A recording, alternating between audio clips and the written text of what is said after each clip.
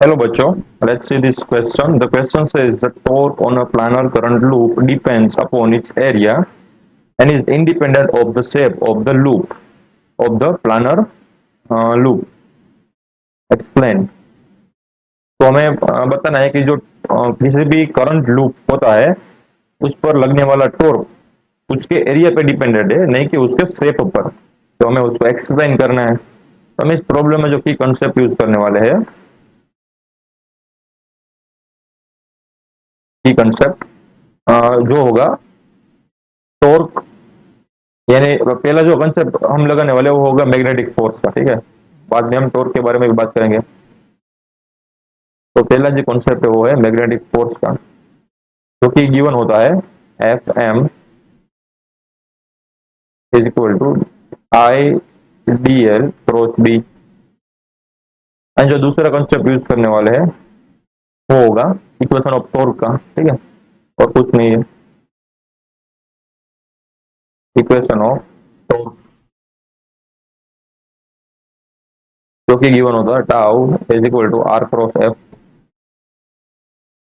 तो ये दोनों इक्वेशन का यूज करने वाले हैं। तो हमें मान लो कि फॉर एग्जांपल हमने स्क्वायर लूप लिया था शुरू में, उसको कोई मैग्नेटिक फील्ड बी में रखा गया है। मान लो ये जो डैश्ड लाइन है वो मैग्नेटिक फील्ड की लाइन है, एंड जो ये लेंथ है सभी साइड्स की वो है ए, क्योंकि स्क्वायर लूप हमने लिया है। तो ये उसका सेंटर है, एंड यहाँ से उसकी लेंथ क्या होगी आर्म की, ए बाई टू होगी। तो अब क्या करेंगे कि अब उसमें लगने वाला मैग्नेटिक फोर्स फाइंड करेंगे। तो मान लो कि ये वाली लेंथ को मैं बोल देता हूँ वन, ये सेकंड लेंथ है, ये थर्ड वाली लेंथ है, ये फोर्थ वाली लेंथ है। ठीक है, साइड है स्क्वायर की। तो फर्स्ट वाले में जो फोर्स लगेगा वो क्या होगा, तो फर्स्ट वाले में जो फोर्स लगेगा वो होगा डी एफ एम, यहाँ पर लिख देता हूँ फॉर फर्स्ट साइड। तो D F M equal to क्या होगा, उसमें से करंट, तो करंट हमने अज्यूम किया फॉर एग्जांपल इस डायरेक्शन में, कोई भी डायरेक्शन मान सकते हो। ठीक है, ऐसा कुछ नहीं, आप एंटी क्लॉकवाइज क्लॉकवाइज कौन सा भी डायरेक्शन मान सकते हो। इसमें से करंट जो फ्लो हो रहा है वो हमने माना है आई, तो इसमें करंट फ्लो हो रहा है आई। अब हमें इस पर मान लो कि यहाँ पर डीएल जितना कोई एक स्मॉल एलिमेंट ले लिया, अलग पेन से दिखाता हूँ आपको। ठीक है? मान लो कोई एक डीएल जितना स्मॉल एलिमेंट ले लिया है, इसकी जो लेंथ है वो क्या है डीएल है। अब जो डीएल है वो हम यूजुअली करंट की डायरेक्शन में उसकी डायरेक्शन लेते हैं। तो यहाँ पर जो डायरेक्शन क्या की ऊपर की तरफ है, तो जो मैग्नेटिक फील्ड है वो एक्स डायरेक्शन में है, एंड जो डीएल है वो वाई डायरेक्शन में होगा। ठीक है, एंड जो ये जो सेंटर है उसके बाहर निकलने वाली जो एक्सिस है उसको हम जेड डायरेक्शन मानते हैं। ऐसे ये जनरल कन्वेंशन है। ठीक, तो डीएल है उसकी डायरेक्शन कौन सी आई, तो डीएल की डायरेक्शन आई जेड की जे डायरेक्शन में। ठीक है, यानी कि वाई डायरेक्शन में प्लस वाई। तो यहाँ पर लिखता हूँ जे कैप, तो डीएल यहाँ पर जाएगा। ठीक है, तो डीएल हम फोर्स के इक्वेशन में यूज करेंगे, तो हम लिख सकते हैं डीएल टाइम्स जे कैप क्रॉस मैग्नेटिक फील्ड कौन सी डायरेक्शन में, तो मैग्नेटिक फील्ड तो एक्स डायरेक्शन में ही है सारे केस में, तो वो होगा आई कैप। तो यहाँ पर क्या है देखो, आई टाइम्स डीएल टाइम्स बी। अब जे क्रॉस आई करोगे तो क्या आएगा, माइनस क्या आएगा। तो ये हमारी फोर्स की डायरेक्शन आ गई। ठीक है, डीएल जितने स्मॉल एलिमेंट में, बट देखो हमें चाहिए पूरे के पूरे एलिमेंट में, पूरे के पूरे साइड में। तो हम क्या करेंगे, ये दोनों साइड इंटीग्रेशन ले लेंगे। तो हमारे पास जो फोर्स की वैल्यू निकल के आएगी वो क्या आएगी, इसकी जो वैल्यू है वो है जीरो से ए तक लिमिट। तो यहाँ पर आएगा आई टाइम्स बी टाइम्स ए इंटू माइनस के। अब देखो हर बार मैं यहाँ पर इंटीग्रेशन ले नहीं रहा हूँ क्योंकि आपको पता ही होगा। ठीक है, इंटीग्रेशन डीएल तो क्या होता है, तो मैं डायरेक्टली अब फॉर्मूले में साइड की वैल्यू ही पुट करूंगा। ठीक है, क्योंकि हमने शॉर्टकट भी थोड़े यूज करने आने चाहिए। तो हमारे पास फोर्स की वैल्यू आ गई। अब क्या करेंगे कि सेकंड एंड फोर्थ वाले में फोर्स की वैल्यू फाइंड करेंगे। तो यहाँ पर लिखता हूँ सेकंड साइड। तो देखो फोर्स एफ एम, मैं डायरेक्ट फॉर्मूला लिखता हूँ उसका। आई डीएल की जगह क्या आएगा, ए आएगा ना, क्योंकि सारे के सारे की जो साइड है उसकी वैल्यू है ए, तो यहाँ पर लिखता हूँ ए क्रॉस बी। ठीक है, इंटीग्रेशन अब कोई रिक्वायरमेंट है नहीं, क्योंकि हमें डायरेक्टली पता चलना चाहिए।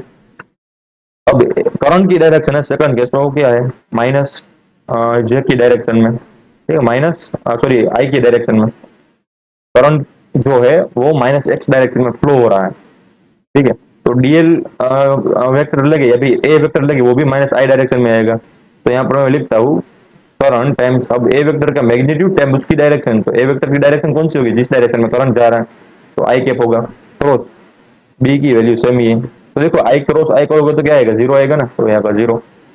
सेम सिचुएशन फोर्थ के साथ होगी, फोर्थ साइड पे, फोर्थ साइड पे क्या होगा देखो आई टाइम्स, अब करंट की डायरेक्शन फोर्थ साइड में कौन सी है, प्लस आई की डायरेक्शन में, ठीक है, ये वाली साइड,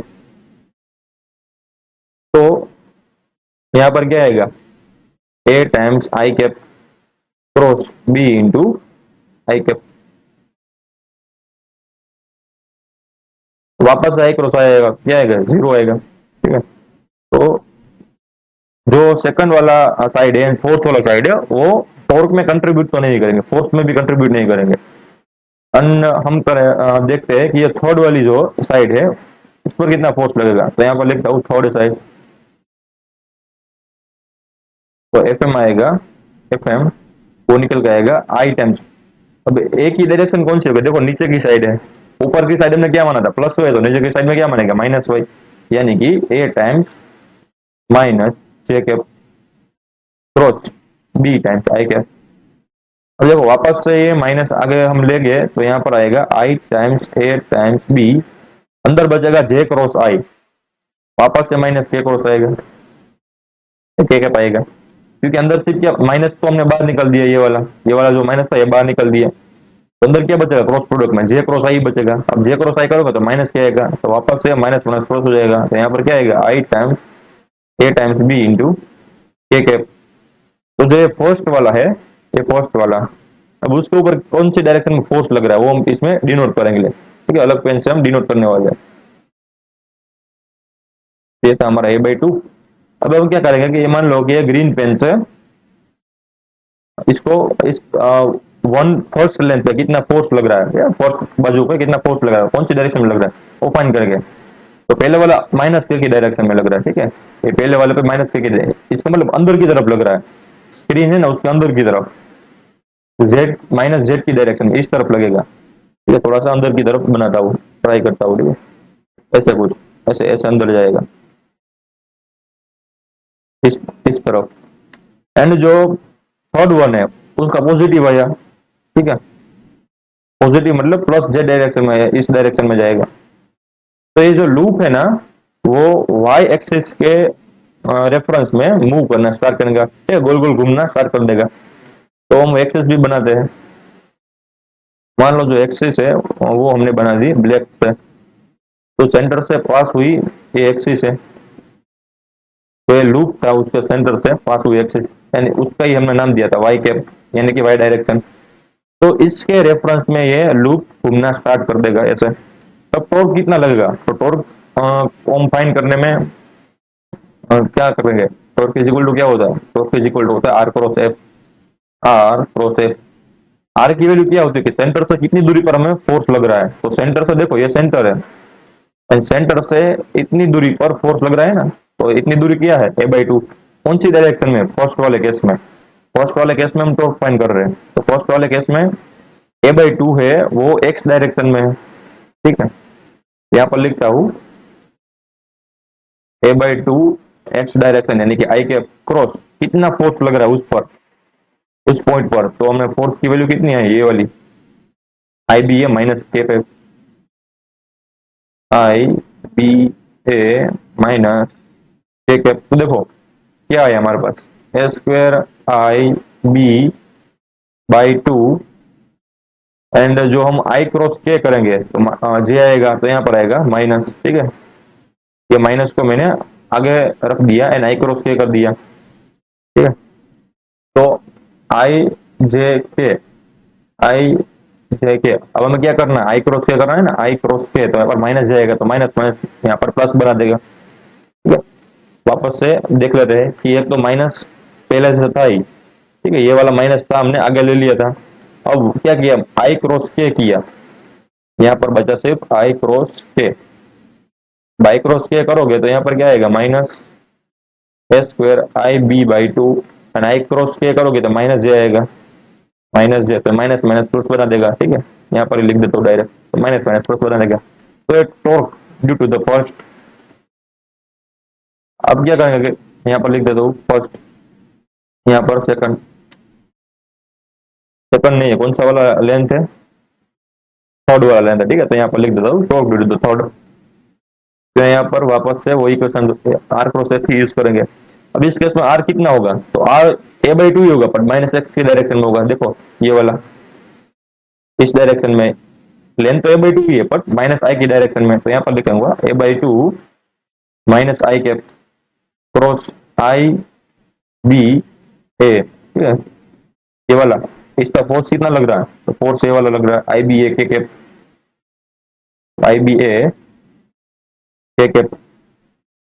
अब वापस से हम जो मैग्नीट्यूड वाली चीज है उसको बाहर निकाल लेंगे, I square A B by two, minus को भी बाहर निकाल लेंगे, अंदर क्या बचेगा, आई क्रॉस के। अब देखो आई क्रॉस के करोगे तो वापस से माइनस जे मिलेगा, तो यहाँ पर मिलेगा माइनस छः, इसकी वैल्यू क्या होगी, माइनस छः कैप।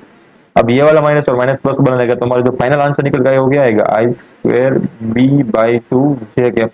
तो मैं देखो टॉर्क की वैल्यू मिल गई, तो टोटल टॉर्क क्या होगा, तो टोटल टॉर्क होगा इन दोनों का सम, ठीक। तो यहाँ पर ये वाला एंड ये वाला दोनों का सम करोगे तो क्या मिलेगा, हमें टू टाइम्स मिलेगा, ये सब कुछ सेम ही है। तो हमारे पास जो फाइनल आंसर निकल गया या I S square B take up, तो ये हमारी टॉर्क की वैल्यू मिल गई। देखो टॉर्क का फॉर्मूला मिल गया, ऐसे भी बोल सकते हैं। तो इस फॉर्मूले में कहीं पर भी हमें शेप नजर नहीं आ रहा है, सिर्फ एरिया ही है। देखो ए स्क्वायर का मतलब क्या हुआ, एरिया हुआ ना, तो इसको हम ऐसे भी लिख सकते हैं, करंट टाइम ये जो स्क्वायर लूप है उसका एरिया भी लिख सकते हैं, इंटू बी टाइम टेक। तो देखो ये जो टॉर्क में किस चीज पर डिपेंड कर रहा है, तो उसमें पास होने वाला करंट, उसमें उसका एरिया, लूप का area and external magnetic field का, ठीक है। तो हम ये बोल सकते हैं कि जो टॉर्क है, torque on loop is not depends on shape, ठीक है, but it depends on area. जितना ज्यादा एरिया होगा उतना ही आपका ज्यादा टॉर्क होगा। यहाँ पर वापस से टॉर्क का मैग्नीट्यूड लिख देता हूँ, वो था आई टाइम्स ए टाइम्स बी, ठीक है। तो हमारे जो क्वेश्चन में जो लिखा गया था, ठीक है, कि इंडिपेंडेंट ऑफ शेप। अब मान लो कि आपने जो स्क्वायर लूप लिया था, अब उसकी जगह आपने सर्कुलर लूप लिया बट एरिया सेम रखा, ठीक है, अलग अलग जगह पर दिखाता हूँ। आपने क्या किया कि पहले तो एक स्क्वायर लूप लिया था ऐसे, एंड उसका एरिया क्या है, निकल स्क्वायर है ना, बट आपने एक सेम सर्कुलर लूप लिया एंड उसका जो एरिया था वो भी ए स्क्वायर ही आया। तो भले ही शेप बदल जाए, उसका एरिया सेम रहने से इस पर भी टॉर्क सेम ही लगेगा, ठीक है। सर्कुलर लूप में भी सेम टॉर्क लगेगा जैसे कि स्क्वायर लूप में था। तो हमारा क्वेश्चन का आंसर निकल के आ गया, it depends only on area, not depends on independent of shape, ठीक है। तो we have proved that any loop in magnetic field, the torque acting on it is independent of shape of the loop but dependent of the area of the loop. I hope you understood it well. Best of luck.